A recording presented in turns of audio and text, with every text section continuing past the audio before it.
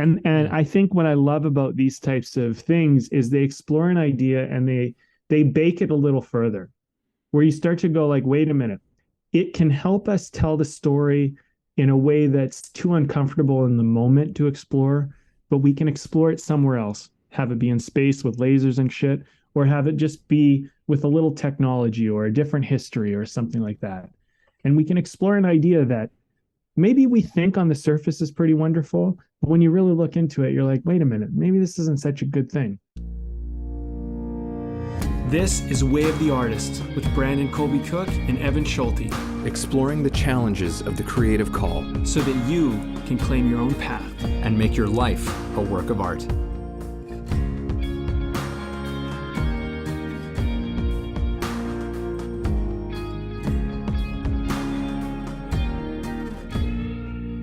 Podcast time. It is the time when we podcast, and It is the time. It is the time. we're looking into the future, kind of a little bit. We're gazing, not exactly, a little bit maybe. Uh, we tricked you. It's not really what it's about. Kind of what it's about, maybe a little bit. I'm gonna keep being cryptic because it's fun. Anyway, if you're still here and you're still listening, congratulations. Yeah, if you're still here, after that enticing intro from my co-host across the way here. Though it's funny. It's like we've always had this funny thing about intros, which is like it's always kind of entertaining to me because I do feel like there is like a way in which we think we're supposed to do stuff. And so we tend to do things the same way and we get in like little routines. And so I'm always like, whenever I have to do an intro, I'm always like, just really try to wing it this time. And then I default back to something I always do. And I'm like, you fucked it up. Hey, everybody, it's podcast time. It's the time for the podcast. Yeah.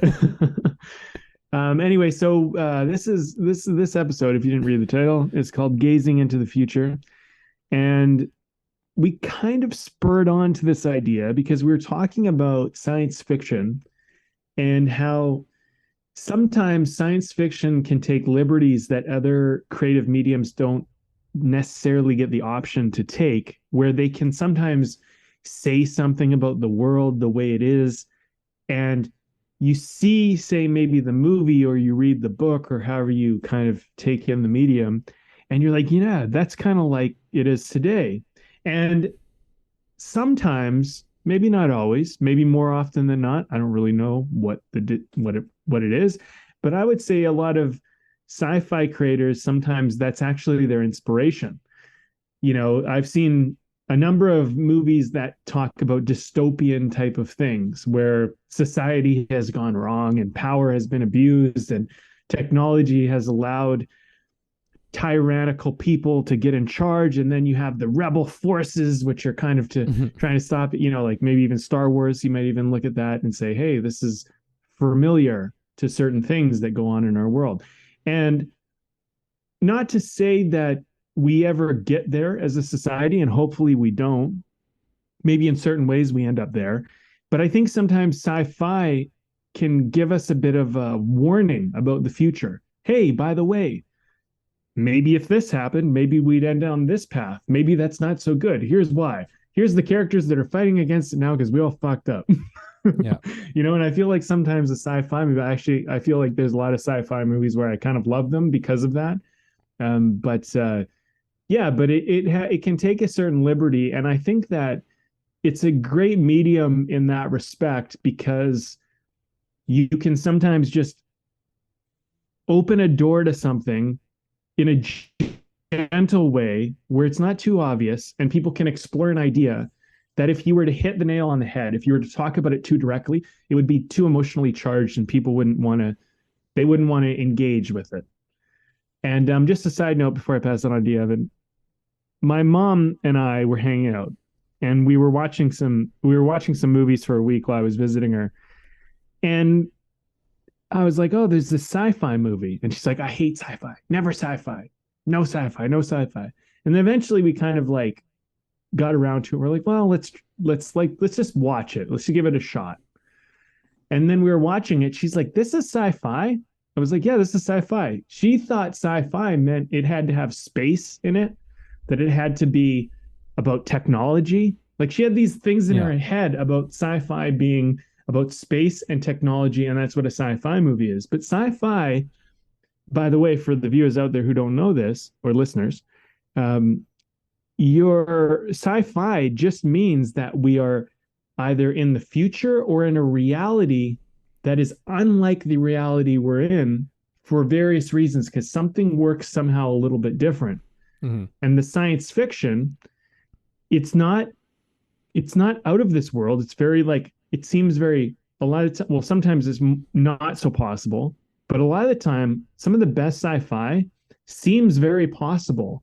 And you're like, wow, like what if that is out there and we just don't know about it? Or what if someone invents that and things go this way? And a show like Black Mirror is a great example, I think, of sci-fi, where sometimes they take things that are not too far into the future and they go like, hey, what if we developed this technology and started using it? Here's an example of what could go wrong. And that's a lot of what Black Mirror does. And the show is a massive hit because of that, I think, because people are like, wow, what an interesting path you took me down. You know, I never really thought about how this technology could make things go wrong. And people actually become, I would argue, more educated and more intelligent because of that sci-fi experience. Mm-hmm. And it wasn't to do with space, and in many cases wasn't even to do with technology. But I digress. Evan, what are your thoughts?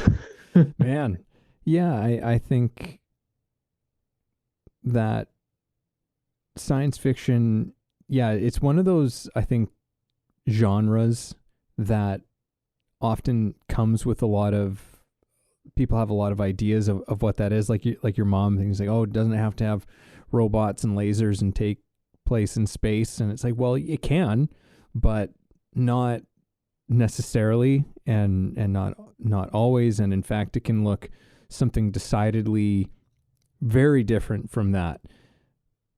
Something like one of my favorite movies from the last decade, Mad Max Fury Road. That's a piece of science fiction for sure. And there's no space happening there. That's just some gritty sand and dirt and old technology, but it's a look at something. And you were saying that science fiction, I think it's actually one of the most powerful genres, places that artists can flex their voices and their imagination. Like, and let's take it out of the film space. Let's take a look at something like some books. Let's look at A Brave New World by Aldous Huxley. Let's look at 1984 by Orson Welles. Orson Welles? Or was it H.G. Wells? No, it was Orson Welles. I always get the Wells all screwed up in my head sometimes. But these were master writers, our master writers who used science fiction as a way of being able to express certain concerns, but also I think that there's warnings, but there's also opportunities, because science fiction has also like given us things to be like, wow, can you imagine if we could create something like that? Wouldn't that be amazing? And a lot of these things we have gone on to actually make in our world.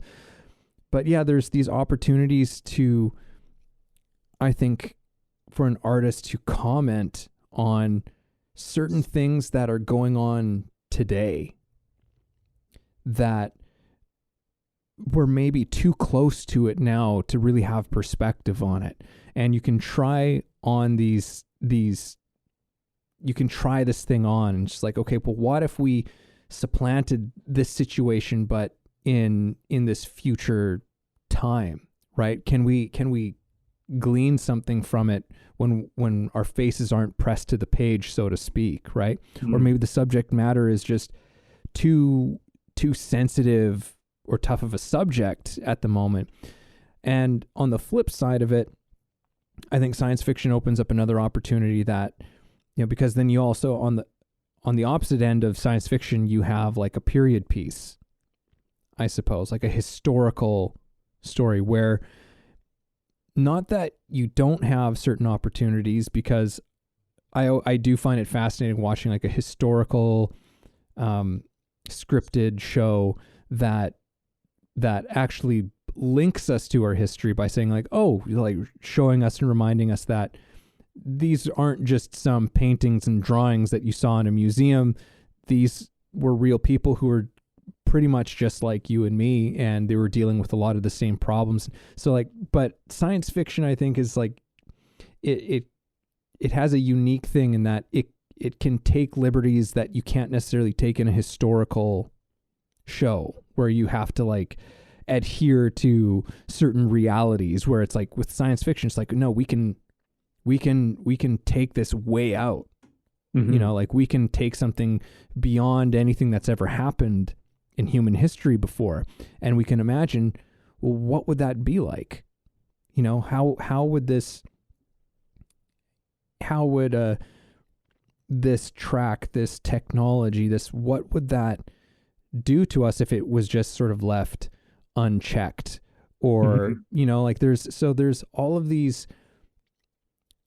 there's so many opportunities, I guess, is really ultimately what I'm saying about science fiction, that go well beyond, in fact, I would say the most important things that science fiction can do go well beyond just showing us cool technology. Like, and that's fun too.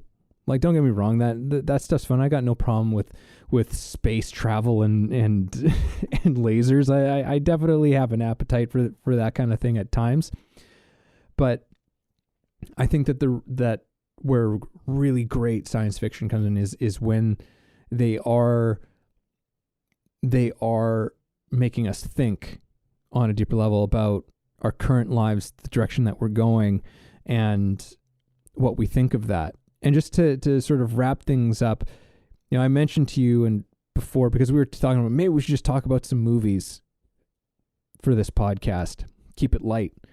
And I mentioned that I just recently rewatched Total Recall, not the original, which I love. I love the original, but the redo with Colin Farrell and Jessica Biel and Kate Beckinsale, Bryan Cranston is a good little cast in the movie. And yeah, it's got a lot of the science fiction elements, very future-y in terms of its visual presentation, and that's fantastic. But there's this story in it, and the original did this, and this one carries on with that, even though they're quite different movies, but they contain this element of that makes you wonder about reality. Like it's the whole thing is like, well, what is reality? Is what's even happening in here real? What makes something real or not? Like it plays around with these questions, and it kind of gives us this very fun and entertaining way to go into what is a very deep and heavy subject, if you really got into the weeds with it. Yeah, well, I forgot about that. It's one of the great elements of that particular movie or story or book, however you want to look at it. And also escaping reality, like, because the whole thing starts with a person trying to escape their reality. Right. Yeah, totally. It's been a while since I've seen it, so like as you're talking about it, I'm remembering elements of it. I actually remember my parents taking me to that movie, the original. I've seen both, but I remember them taking me to it. I was pretty young. And I was going to say, how old were you? That's a pretty... It was in theaters, and I was probably too young to go see it, but there was like, I remember seeing the girl with 3 boobs and just being like, wow, that's so cool. Like, I was so young.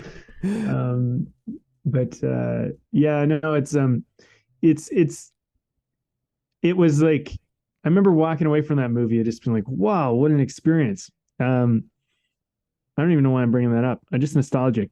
But I wanted to mention about the sci-fi thing, because like I think there is a perception about sci-fi that is like it's a nerd thing. At least when I was younger, it was kind of like sci-fi's for like the nerds. Mm-hmm. And I think culture and society has changed a bit where I was talking about this with a friend.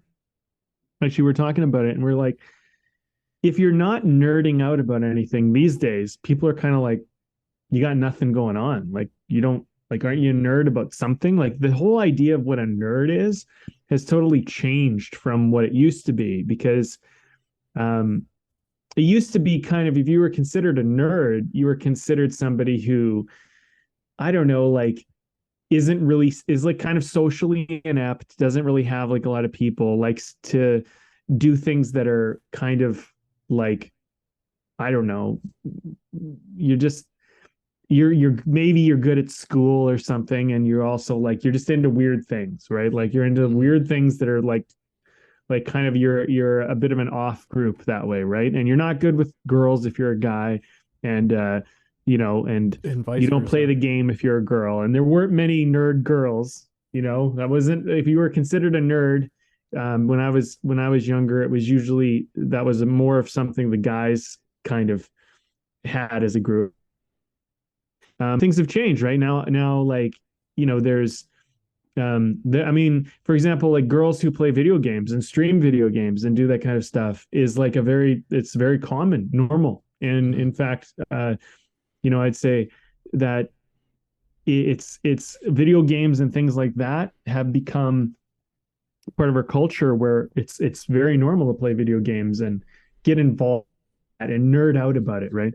So I think if you're hearing this conversation and you're thinking about sci-fi, I think the other thing too is like break down these conceptions of it, right? Like one of the movies I saw this last year that was a sci-fi had nothing to do with technology and it had nothing to do with space. Basically, the concept was this couple is having trouble in their relationship. So I don't remember the name of this movie. I think it's on Netflix, but they decide to go to this cabin and the psychologist or psychiatrist suggests it and says, go to this cabin, everybody comes back and they've recovered their relationship and whatever. Anyway, they get to this cabin and there's a guest room. And in the guest room, there's another version of their partner, but it's everything they ever wanted them to be. Like they cook and they clean, they do all the things they want, they're sensitive and they listen to them, all of this stuff. But as you carry on with the movie, it starts to go like, is this really what you want? Do you want the perfect person, or is the flawed person really the person you want?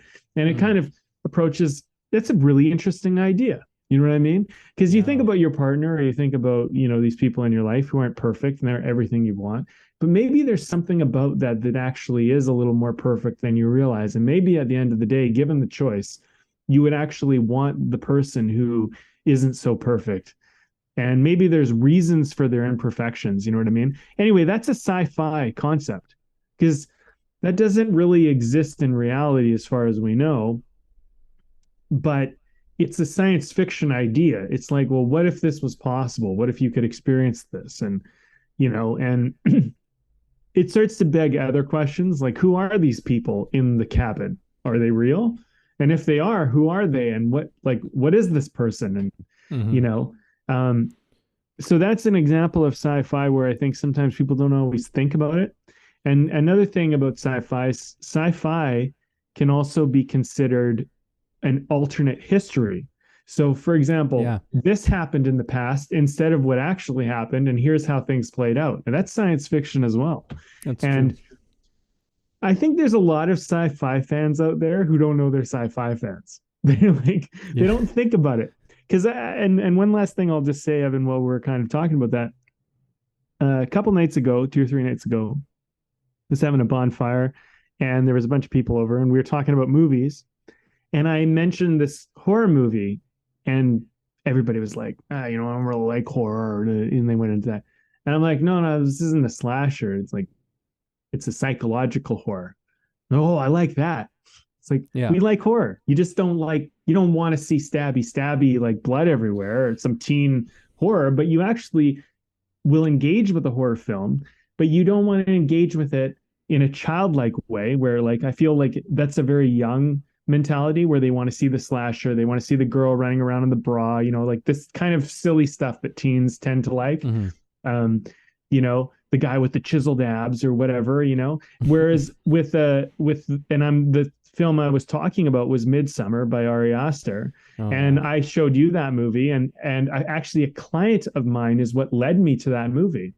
And they were like, yeah, I want to make this horror film. And there was this movie I saw, Midsummer, and they started telling me about it. I was like, wow, that sounds great. Let me go check it out. And then I watched it and I was like, this is awesome. And then I read the script and then I watched it again because I was like, what an impressive piece of art.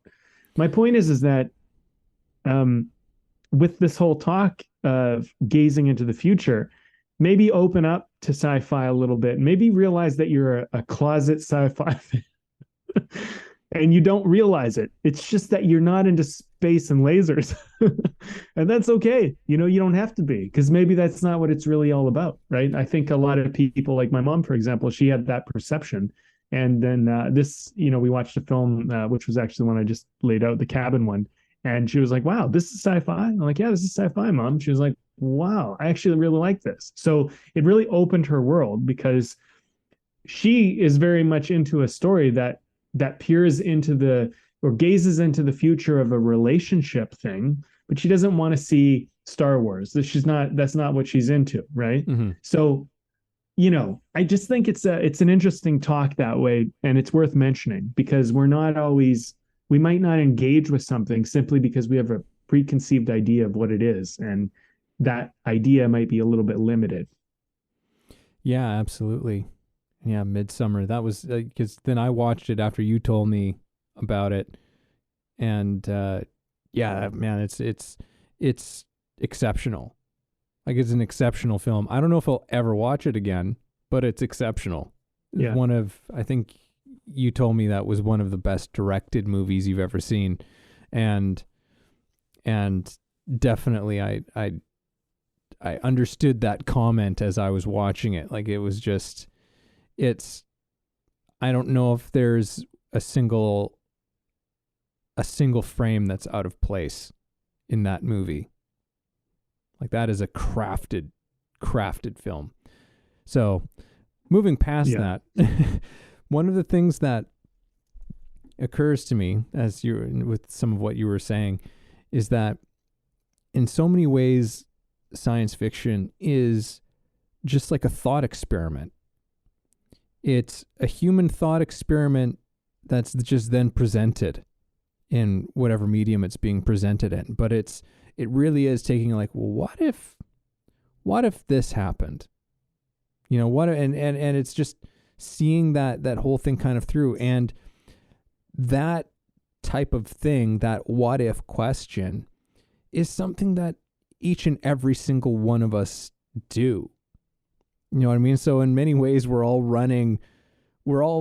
playing with science fiction ourselves all the time, right? But, we're not necessarily throwing our gaze and our attention far into the distance around certain things. Like, a lot of times they're more day-to-day domestic things of, what job am I going to be at, in 5 years from now? Am I going to be doing the same job?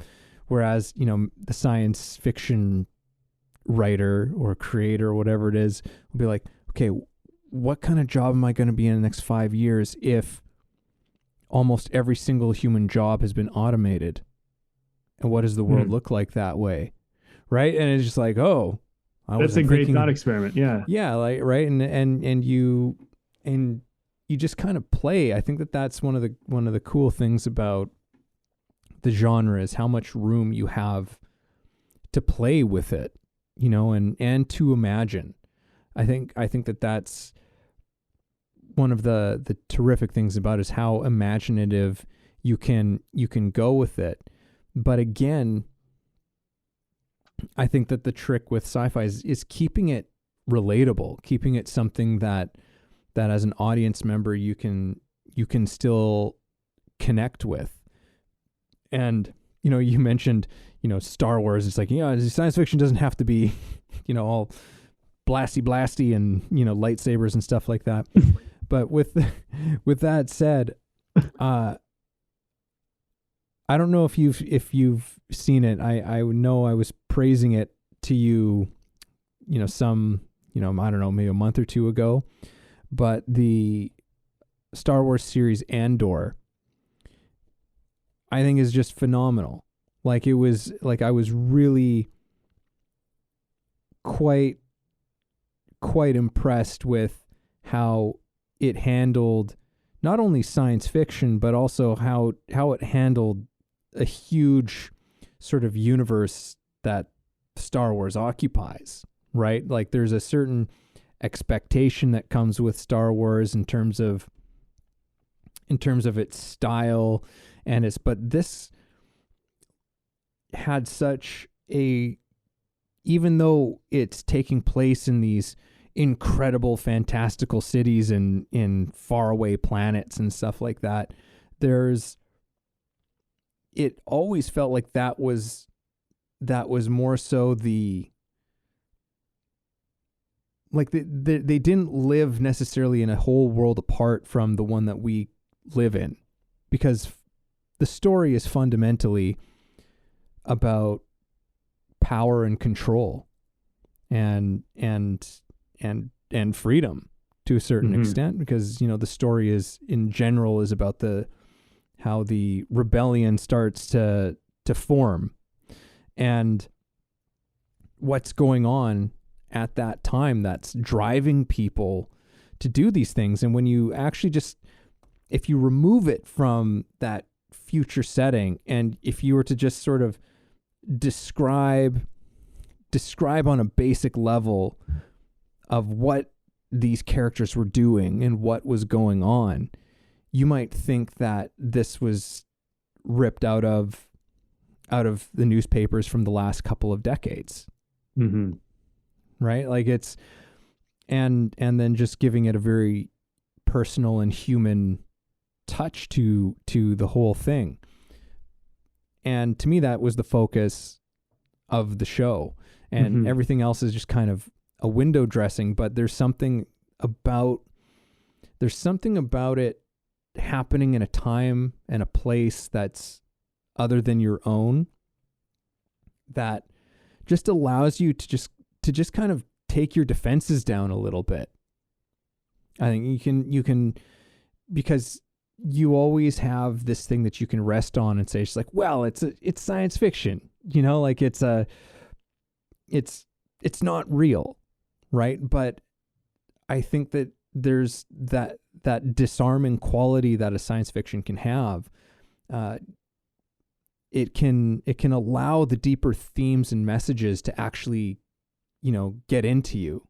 They can actually sort of penetrate on a deeper level until eventually you find yourself having a conversation. It's like, oh yeah, I was watching this show. Yeah, wasn't that crazy how, you know, this happened and this happened, and like these people were doing this. You know, that's like not so crazy. You know, and then like it can open the door to some really terrific things to, I guess, almost philosophize over. I think philosophy and science fiction have a very close relationship.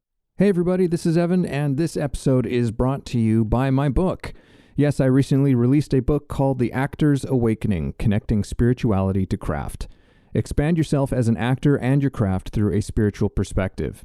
Take a journey that will explore universal philosophies and insights to help you understand human nature in a profound way and develop practices to take your work to another level.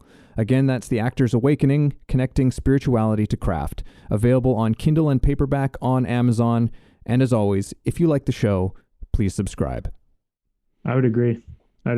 I think that there's a lot of things that science fiction does where it helps to flesh out an idea a little bit further, where you're not thinking about it fully until it presents it. There's this episode in Black Mirror, which is one of my favorite. It's called Free Fall, I think. It's the one with the social media. And basically everybody in the society rates each other with every interaction they have. And you give people 5 stars, 1 to 5 stars. And the way the society works is that if you have less than 4 point whatever stars, 4.5, you basically lose out on all the best benefits of society. You can't live in as nice of a neighborhood, you can't own as nice of a car, you can't rent as nice of a car if you wanted to. You get pushed back in the line for maybe flying or going somewhere or doing something. So it's very, there's a lot of things to keep your rating high. But what happens in this society is that everybody is just really trying to be lovely with each other, but it's all fake. And there's no authenticity anymore because no one ever wants to tell anyone what they really think or feel for the sake of that interaction might get rated low. And so that would hurt your rating, cost you. So it's better to just pretend to be nice to the person, to pretend to be sweet and kind, even though you're like, through your teeth, you might just be like, I fucking want to punch the living shit out of this person. Like, really, that might be what you're thinking because they're being rude or cruel or doing whatever. And for the sake of trying to navigate social situations, you fake it. And you start to see when you look into this how much of a nightmare that could actually be. And what it's talking about is it's talking about a social credit system, which is something that's beginning to be presented in our society today. And this was made years ago, by the way. But now it's starting to be presented in our idea where you get rated and you have a rating in society. And based on your rating, based on how compliant you are, how much you follow the rules, how much you do what you do, you'll get benefits in society. But that's a very half-baked idea for most people. They're not thinking that one out. Because now, just think about it. You know, the way to a good life is to have a high rating. So now you're going to have to compromise many things to keep your high rating because you'll lose out on benefits. So, you know, what ends up happening is, you know, you start to have people that basically are being inauthentic and ingenuine and disgenuine, however you want to put it. And like there's consequences. There's just bad things that come out of it. And I think what I love about these types of things is they explore an idea and they bake it a little further, where you start to go like, wait a minute, it can help us tell the story in a way that's too uncomfortable in the moment to explore, but we can explore it somewhere else. Have it be in space with lasers and shit, or have it just be with a little technology or a different history or something like that. And we can explore an idea that maybe we think on the surface is pretty wonderful, but when you really look into it, you're like, wait a minute, maybe this isn't such a good thing. Maybe I actually have it pretty good right now and I just don't appreciate it and recognize it, you know? And sometimes that's what sci-fi does for you. It makes you look at something and it makes you go, oh shit, I wouldn't want to live in that world. Well, this is actually a lot better than one I'm in. I'm not saying it's perfect. I'm not saying it's great. And maybe sometimes sci-fi is like, hey, you know, the world would be better if we did this. And so maybe we should. But that's one of the gazing into the future wonders about it, right? Yeah. Like, if we go down this road, does it actually lead to a good place when we really walk down it? You know, not just looking down it and thinking about what it might be like, but like, you know, and of course with art, you're not really there, but it does feel like you're there, you know, because you get in there with the characters and the story and the narrative, and you get in there and you start to feel like, yeah, this feels real. And and if it's a movie, you visit it for 90 minutes or a couple hours or whatever it might be. If it's a show, maybe shorter, but you visit it, maybe longer technically, but you visit it and you go, all right. You walk away. You might not think about it. You might just carry on with life, but it made an impact, especially if it explored something you hadn't fully thought out, you know? And then sometimes too, Evan, one other thing, the last thing I'm going to say, I promise. Sometimes you're not even thinking about it and it doesn't matter to you and it's not even relevant to your life. But then someone shows you a movie, they go, this movie's really good. You should check it out. And then you're thinking about something you weren't even thinking about at all. And you go, wow. You know what I mean? It opens your mind to something you didn't even really factor in until now, you know? So yeah, that's to me, that's what gazing into the future really is. It's like, you know, we're all in our own little world. So it opens the door to a bigger world. Yeah.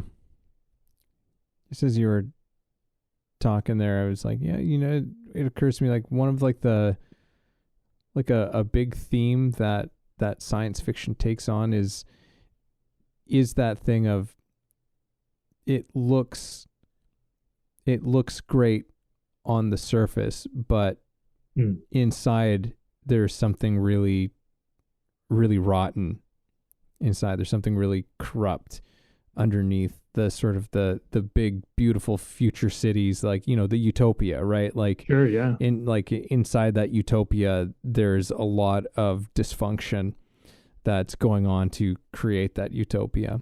So just, yeah, that's a fairly common science fiction theme, just kind of as a little tidbit that just is like, oh yeah, that is interesting how that works. There's a saying, while you're mentioning that, there's a saying, all dystopias come from utopian principles. Yeah. And that's an important thing to remember, because usually we get ourselves into bad places with a good intent.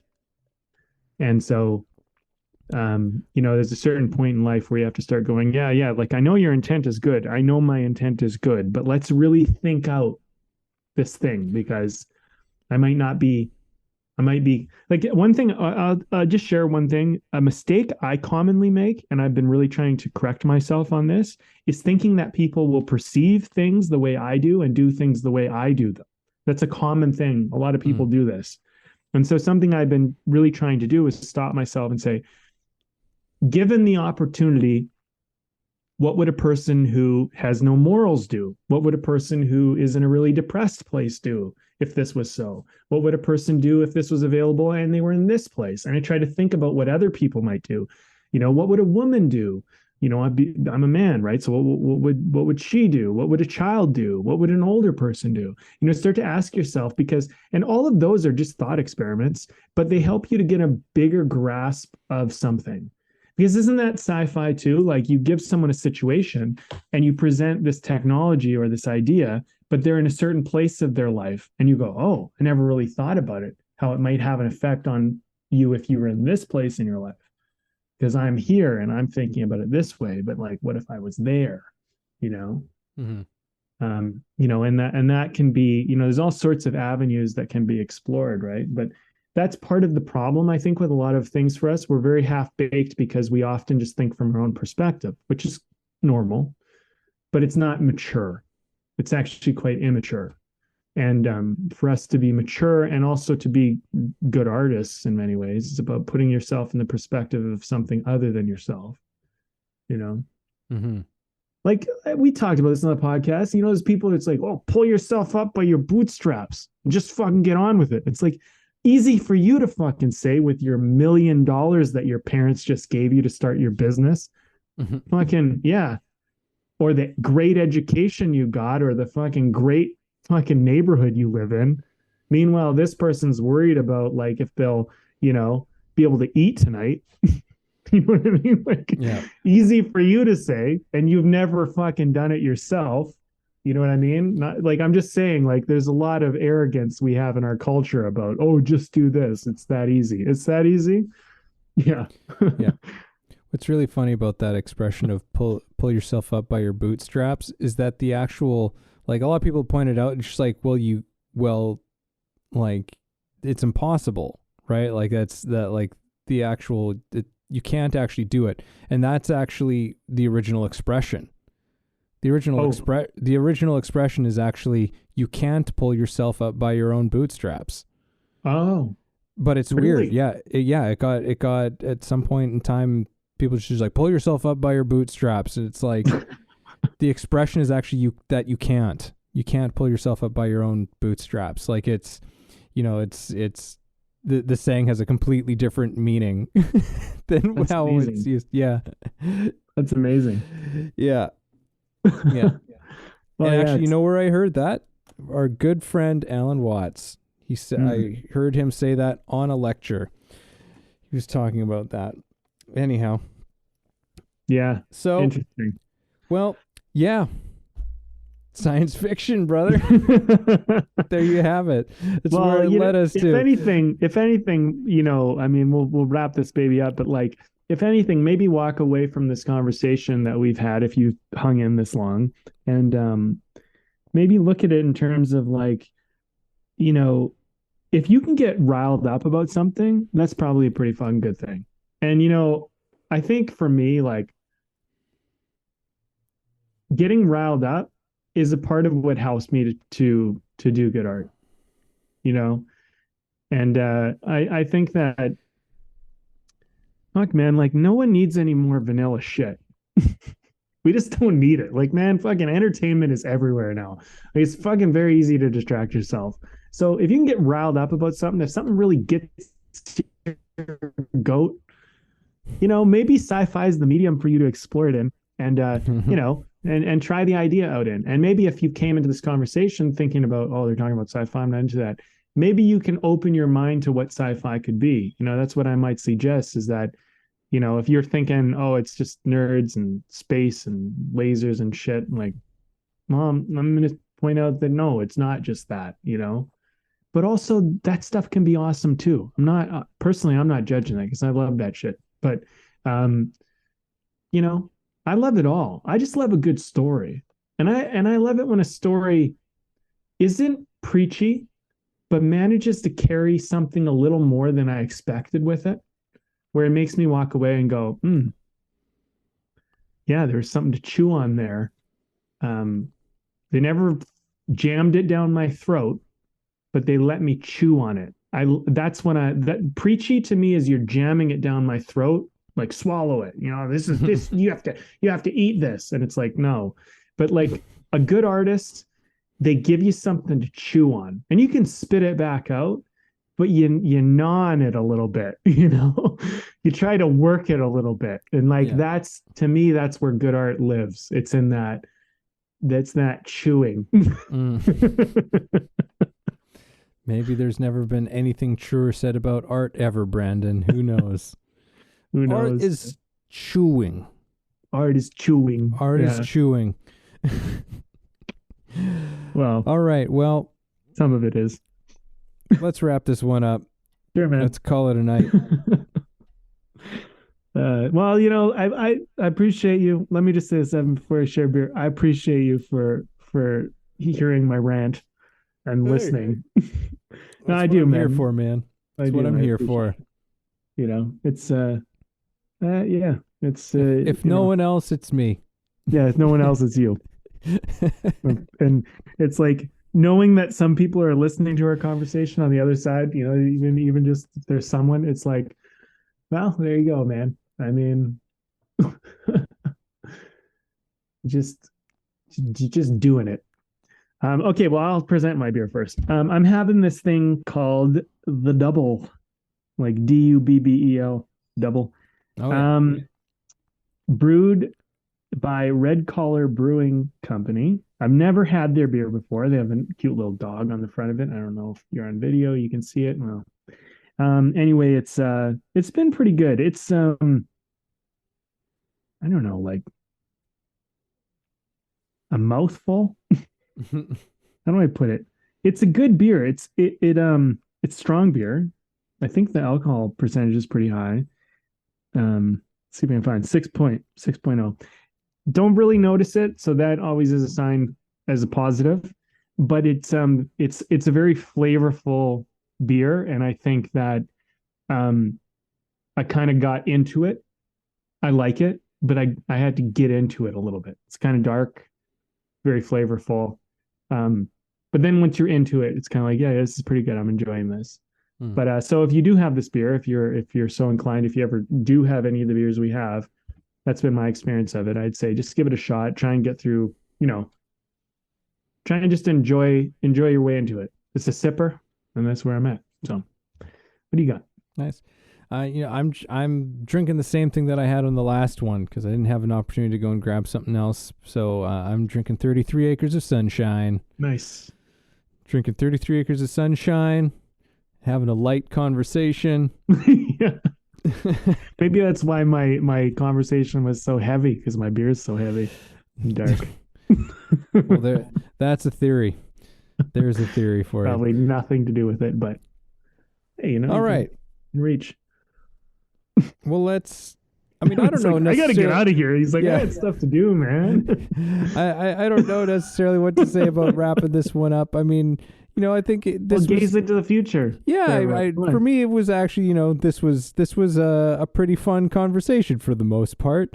It was in terms of just talking about, again, the opportunities that science fiction opens up, and it's not that those opportunities don't exist in other genres and other places. It's just that, there's sometimes like they offer just such a unique vantage point on something that you can't quite get that same vantage point through any other way. Right. And that's, I guess where I'm really realizing what science fiction is it's a vantage point. It's a particular kind of one, where we're imagining into the future that almost gazes back at us. Oh shit. Sorry, I was just like realizing that's actually kind of what science fiction is. It's us gazing into the future and the future gazing back at us. Right? Like we're gazing back at ourselves through that imagining of the future. Right? Which is like there is only one way of doing that. You can't, there's a different lens where we can look at ourselves now through the past, but that's a different vantage point. Right. And they offer us different perspectives that have different kinds of value, I guess. So yeah, if you're a person who scoffs or dismisses science fiction or says you don't like it, well, as you were saying, maybe you actually do like science fiction. You just don't realize that a lot of the stuff that you really like are science fiction pieces, but also give it a shot, because good science fiction offers some really deep stuff for us to wonder, to ponder, to meditate on, to think about. Like it gives us a lot of stuff for us to chew on, to borrow your phrase. Well, I really like that. I mean, we gaze into a future that gazes back at us.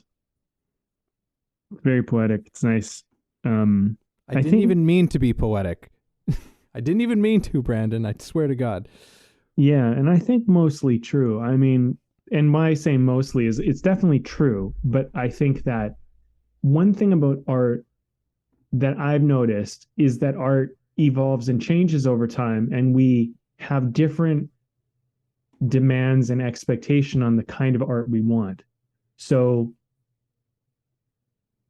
I mean, as a very general kind of statement, when we're in really dark times, a lot of the time we want really light entertainment, because we use entertainment in some forms to relieve ourselves of the darkness or the pain or the hardship, and art can serve as a kind of a magical medium that way, and let us go somewhere sometimes other than anything but this moment, which I think is totally valid and important. And I think for the artists who deliver on that and who make work that way, I think that's a wonderful thing. I think you're doing a wonderful service for a lot of people. I think sometimes when we're in after we've seen enough light and we're like, I want some depth, I want some whatever, we tend to where things are just really good, sometimes we like to explore the dark. And I think we do that because it gives us context, and we want a little context. We want a little bit of a juxtaposition to what's normal. So I think at different times we want different things, and sci-fi doesn't judge. It's more like it's just a way of exploring an idea. And I also think that sometimes it gives you an opportunity that maybe something else, like maybe more modern or more like current, just doesn't give you that room to play around in. And when you look at for example, Star Wars. Star Wars is about tyranny. I mean, no matter how you spin it, it's about tyranny. It's about an abuse of power. It's about, and when you really dig into the story and you start to look at it, it's about people standing for freedom and rights, and uh, uh, you know, standing up for truth, and trying to preserve things that are maybe perceived as good, or you know things that can ultimately combat tyranny and abuse of power. It's as relevant today as it ever is. And that's one of the things when you look at Star Wars and you look at the universe of Star Wars, which I think is one of the most notorious sci-fi things ever. It's not just because it has lightsabers, which are fucking cool. I mean, I don't care who you are, but those are a pretty fucking cool invention. But like, it's really tyranny and freedom have been a fucking battle of humanity forever. And that's timeless, you know? But it's in space. And it's the Empire and it's the rebels. And somehow it's not related to today, but it's today. It's all today. So you might realize when you look at it, if you like it or don't like it, or if you respond to it or don't respond to it, take a second, chew on it. Look a little deeper. If something's really famous and you're like, oh, I hate Star Wars, why is it so popular? There might be more to it than you think. You know what I'm saying? Like, maybe just take a second to look into it. And I would say that with not just with sci-fi, but with all mediums. But just because this has been a talk that we've been having, we've centered this on sci-fi, science fiction. Yeah, I think it's worth looking into. Is going, and if you have an idea, I guess I'll leave you guys with this. If you do have an idea and you're thinking about it and you're like, nothing about this really seems to quite work, or it's just not, and you kind of have that sense. I don't know, like, I think as you mature as an artist, you get a better gauge on that. You kind of know you have something, but it's not quite working. I would encourage you to try throwing it into the realm of sci-fi. And by that, I don't necessarily mean lasers in space, but I just mean, like, what if it existed? What if the story you're playing with existed in a different reality than, and it could just be a little bit outside of this reality. Does something happen? Does something begin to occur in that world that doesn't occur in this one? And does it become more approachable in a way that's maybe not so approachable in this one? And so I'd say, like, take a glimpse into the future and see what happens.